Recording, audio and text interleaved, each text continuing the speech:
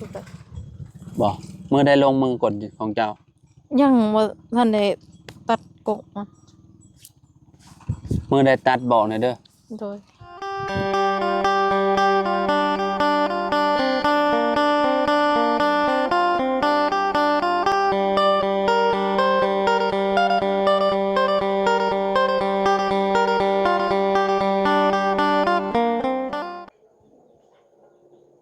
เอาพี่น้องเนาะกราบสบายดีและสวัสดีเด้อพี่น้องเด้อเนาะมื้อนี้มาพบมาพ้อกันอยู่พี่เด้อบาดนี้เนาะเพื่อนน้องหัวพี่น้องเนาะกำลังลงมือเฮ็ดหยังเด้น้องเพิ่นนี่เนาะไปตัดอันน่ะข้างหมักถั่วหมักแตงมาบ่หรือแนวใดผู้อ่พี่น้องเนาะบ่ได้มาหาเพิ่นก็มื้อหนึงเลยพี่น้องเนาะสวัสดีสวัสดีเจ้าโดยเป็นใดอยู่ดีมีแฮงอยู่โดยเมื่อวานนี้เห็นก็เจ้าแปลงทางให้ขักปัญญังบัดนี้เนาะทางเข้าบ้านเนาะ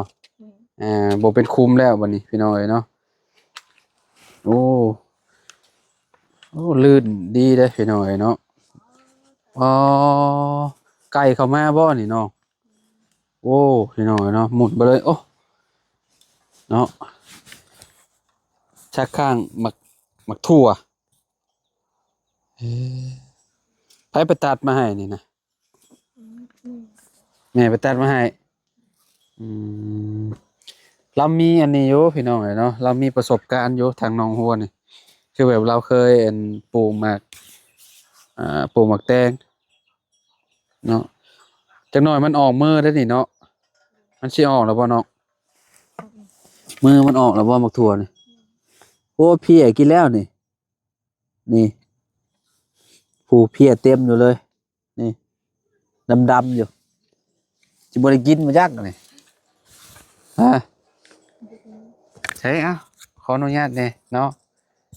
ยันบ่ได้ยินพี่น้อยเนาะเอาน้ำแผบโฮดลองเบิ่งน้องเอ้ย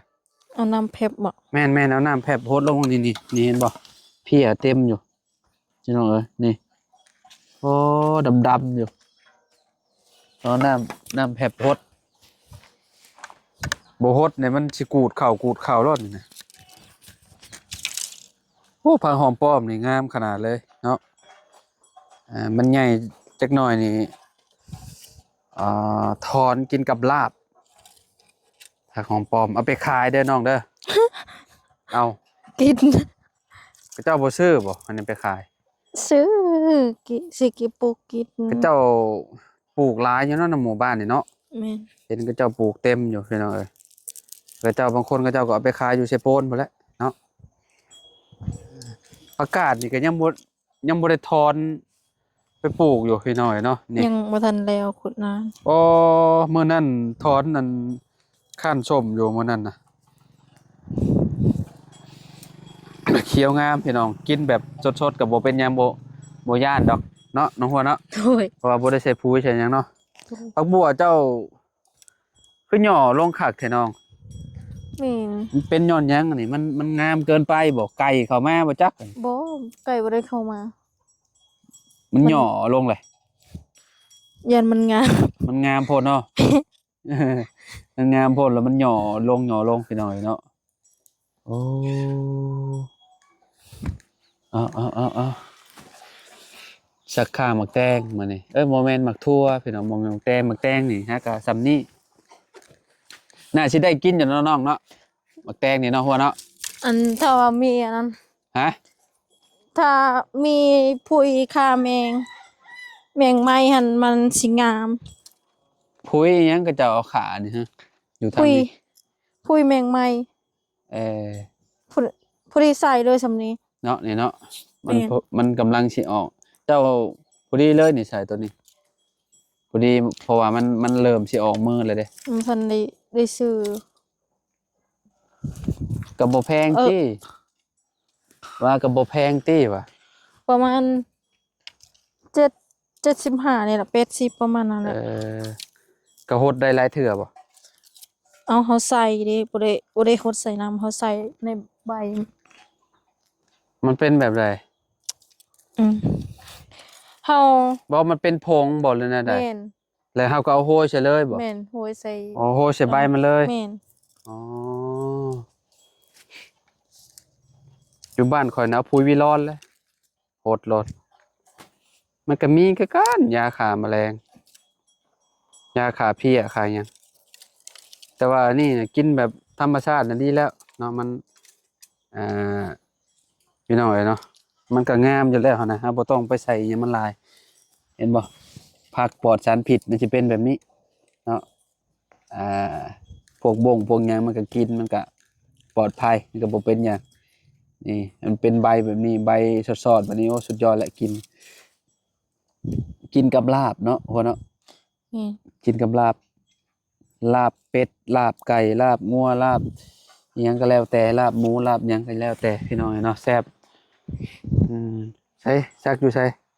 ซักอยู่นี่ บัดมันเป็นมือพุ่นแล้วจะเอาใส่เนาะ แม่ มันจึงจับพี่น้องเอ้ย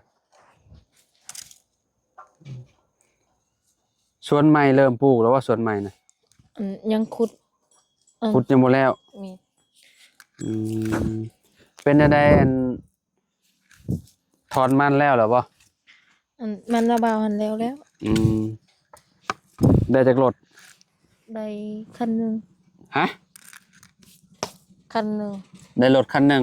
โดย โอ้ อันเต็มรถดามมัน อ๋อเต็มรถด้ามนี่ได้จากล้านเนาะ พูดบ่คือกัน บ่เมื่อได้ลงมือกดของเจ้า ยังบ่ทันได้ตัดกกมัน เมื่อได้ตัดบอกหน่อยเด้อ โดย สิพา FC ไปเบิ่ง ส่วนว่าก็ ฮะ ส่วนหก สวนหก มี อ๋อ มีแต่ เขาบอก หญ้า คือว่าสวนหกหญ้าแบบใด หญ้าไป บ่หญ้ามันเป็นแบบเป็นดอกครับบ่ แม่นจักหญ้าแบบใดข้อยก็บ่ฮู้คือกันข้อยบ่รู้ชื่อหยัง ข่อยเห็นของเขาเจ้าหญ้าเป็นดอก ป้า หญ้าเป็นดอก ตาย แบ หม บ ด ว่า เลย ดอกอัน มันเป็นหยังมันคือใช้ขี้แบลายพุ่นบ่ บ่มันชุ่มน้ำเกินไป มันชื้นโพดมันแบบน้ำมันบวมน้ำตายนี่นะได้ปะบ่ต้องรดน้ำมันลายคะแนนรดน้ำมันลายมันตายเห็นบ่มันเป็นชุ่มโพดน่ะหรือว่ามันเค็มบ่มันเค็มผลขี้แบ้บ่หรืออะไร แม่นคือใส่พุ่นขี้แบลายพุ่น มันตายคือแบบมันคือเค็มเกลือเนาะ แม่น มันย่อลงแบบนี้เลยเด้พี่น้องเอ้ยนี่เหลือแต่แบบเหลือแต่ตัวนี้ อันนี้บ่ได้ใส่ปุ๋ยใส่หยังแต่ว่ามันขี่มันเค็มเนาะขี้แบมันเค็มแต่อันนี่ ใส่บ่ได้หลายปานใดพวกขี้แบนี่มันก็บ่ตายพี่น้องผักเนาะผักชีพี่น้องเอ้ยเนาะ คือถอนออกเนาะ สิโทษเฮ็ดหยังมันออกมาได้เด้ อ๋อมันออกหมันเลยตอนแรกๆคือซักไว้ใช่เมียหมักแตงนี่คือแบบ ถ้ามันบ่มีหยังกินมันก็สิเหลือเบิดทุกอย่างเลยเหลือทุกยอดเลย ป้าตัวนี้หักแล้ว มันยังกัดน่ะ ถึกไม้อยู่จัก โอ้ยเมียงไม้กัดนั่นน่ะ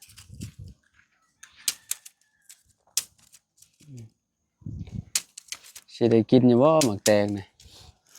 ประมาณเดือนหนึ่งบ่แล้วจังได้กินเนาะหัวเนาะ แม่น ตัวนี้นะ ของสะพรพอปลูกก่อนเวลามันสิเป็นมาก ตัวนี้นะ ตัว ป นี้ ลูกก่อนหมู ปลูก ตัวนี้เนาะ ตัวนี้ ปลูกก่อนหมู ปลูกรอบสอง อันนี้ปลูกรอบสองอันนี้รอบหนึ่ง รอบหนึ่งสอง นี่รอบสาม พวกนี้เนี่ยรอบสามเนาะ อืม ของน้องพรน่ะก็เจ้าปลูกแต่โดนเนาะ แม่นก็ ของเจ้ารถเป็นดอกแล้วจะเป็นหมากแล้วพี่น้องเนาะโอ้ เริ่มสิเป็นมาก เดี๋ยวสิเป็นหมากแล้วเห็นปะโอ้พี่น้องงามๆเลยของเราเนาะ อืม โอ้คักอยู่เลยพี่น้องเอ้ยโอ้งามอยู่บัดแลของเจ้าบัดมันใหญ่มันก็สิเขียวคือกันแหละกับของเพิ่นเนาะจะต้องซื้อปุ๋ยมาฮดเนาะ บ่เราใส่ปุ๋ยเลยของเรางามมัน ก็เจ้าฮดบ่ฮดปุ๋ยบ่ แม่นเราใส่อันปุ๋ยขาแมงไม้หั่นนะคือน้องเว้านี่ น้องจันไปใช้น้องจัน คือเทือน โอ้ทุกเจ้ามาแต่ใช้มื้อนี้ซะน้อง มาแต่อันส่งบัตรเชิญเขาบัตรเชิญหมู่ บัดเชิญหยัง เขาเฮ็ดดอกเนี่ยอยู่บ้านห้วยเลียน เอางานแต่งบ่ แม่นเขาเอาผัว โอ้เจ้าคือมาไวแท้จ้ะไปส่งแล้วก็มาบ่ แม่น อืมแล้วว่าอยู่เต้นลำโพงน้ำเพิ่น บ่บ่มีตู้ ฮะ บ่มีตู้ อ๋อก็เจ้าบ่ได้เฮ็ดตู้บ่ แม่น โอ้ เขาอันนั้นเขาถือศาสนาเด้ ศาสนาคริดบ่ แม่น อืมแต่งแบบธรรมดาเนาะ แม่น บ่ได้อันนั้นพี่น้องเอ้ยคะแนนคือศาสนาพุทธนี่โอ้ต้องมีลำโพงเต้นแหละแล้วแต่คนก็กันก็ได้บางคนเพิ่นมีเงินเพิ่นก็เพิ่นก็จัดบางคนบ่มีเงินก็บ่จัดพี่น้องเอ้ยเนาะแล้วเรียบร้อยสักข้ามแตงเนาะพี่น้องเอ้ย ทั่ว จะหน่อยหมกแตงใหญ่จะหน่อย จะว่าหมักแตงเรื่อยเขาก็ได้เอ้โอ้งามๆแบบนี้เลยส่วนใหม่ก็ยังบ่แล้วพี่น้อยอะยังขุดนานอยู่เนาะจังน้อยพุ่นแหละเพิ่นก็สิได้ปลูกต่อเนาะอันนี้นะ ถอนคือบ่ถอนกินรดน้องกินบ่หวันบ่ไหวแล้วติ เนาะบ่ค่อยได้คิดอยาก บ่ค่อยอยากบ่ อืม ค่อยได้อยากกินกระป่นกบค่อย อยากกินก็ ปน เก็บ ครบ น่าสิ แซ่บ เก็บเอา ฮะ อยากกินบ่ ไปกินอยู่ไส แล้วว่าสิกินอยู่เฮือนน้องเราสิลวกให้ บ่ลวกนะ กินแบบสดๆโลดขนาดกินบ่ได้เจ้าบ่ได้ใส่ปุ๋ยอยู่แล้วสิเป็นหยังอันนี้มันใส่ปุ๋ยแล้วย่านอยู่ลวกกินแบบนั้นน่ะอันนี้ภาคบ่ได้ใส่หยังใส่แต่ฝุ่นขี้แบ้ปลูกกินเองนี่ดีที่สุดบ่ต้องย่าน ส่วนนั้นก็จังหน่อยก็แล้วขุด ฮะ ขุดนาน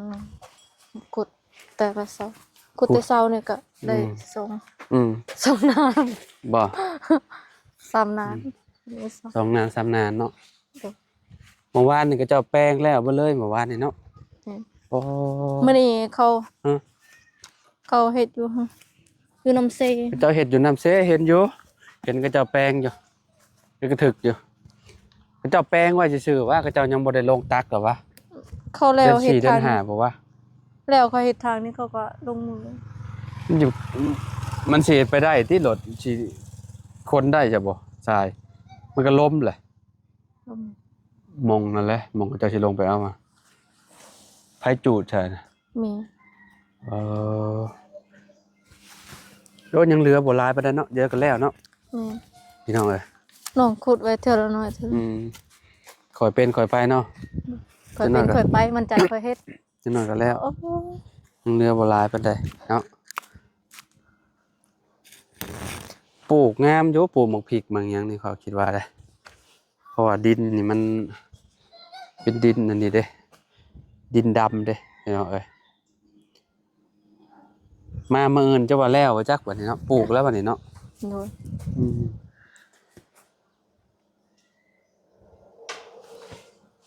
อืมได้การพี่น้องเอ้ยเนาะข่อยกายมาข่อยเห็นกับเจ้าเฮ็ดอันนี่คิมเซแคมเซเนี่ยพอปลูกผักปลูกหญ้าพี่น้องก็ม่วนไปอีกแบบหนึงได้คะแนนไปปลูกมีคนหลายๆเนาะ นี่ ไปฮดยามเช้าโอ้คักอืมมันต้องห้องมันต้องเอาไม้อันนี้ไว้เนาะถ้าบ่อันนั้นน่ะอันน่ะไก่มันสิเข้าเลยนี่ไก่น้อยนะมันหมุนเข้าไปได้อยู่เขาว่าอืมบางมันเมียนพวกงัวเด้ถ้ามันเห็นเขียวๆบัดนี้เขาว่าสำนี้มันสิเอามันอยู่บ่ซั่นฮะ บ่มันก็เบิ่ง เบิ่งเอาเลยแหละเนาะ นี่ ยามเมืองเว้นก็เจ้าปล่อยงัวปล่อยหยังมันก็เฮาอยู่เฮือนมันก็บ่กล้าเข้าดอกเนาะหัวเนาะ อืม